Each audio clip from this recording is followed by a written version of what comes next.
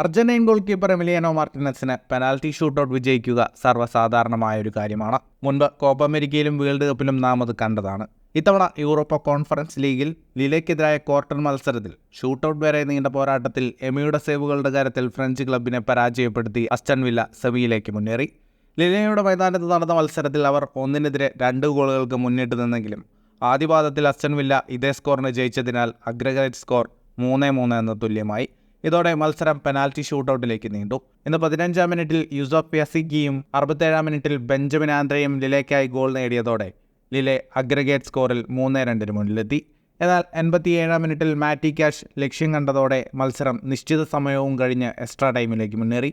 അവിടെയും തുല്യത പാലിച്ചതോടെ penalty ഷൂട്ടൗട്ടിലേക്ക്.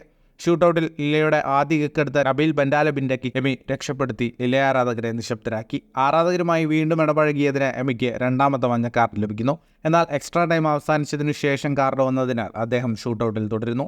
Aston വില്ലയ്ക്കായി ലിയോൺ ബെയ്ലി ഒഴികെയുള്ളവർ കിക്ക് ലക്ഷ്യത്തിലെത്തിച്ചതോടെ പെനാൽറ്റിയിൽ അസ്റ്റൺ വില്ല 4-3 മുന്നിട്ട് നിൽക്കുന്നു. ലിലെക്കായി അവസാന കിക്കെടുക്കാൻ മത്സരത്തിൽ ഗോൾ നേടിയ ബെഞ്ചമിൻ ആൻഡ്രെ എത്തുന്നു. എന്നാൽ ആദ്യ കിക്ക് സേവ് ചെയ്ത പോലെ ബെഞ്ചമിൻ്റെ കിക്കും മനോഹരമായി എമി തടുത്തു. ഇതോടെ ഷൂട്ടൗട്ടിൽ 3-നെതിരെ 4 പെനാൽറ്റികൾക്ക് വിജയിച്ച് അസ്റ്റൺ വില്ല സെമിയിലേക്ക് മുന്നേറി.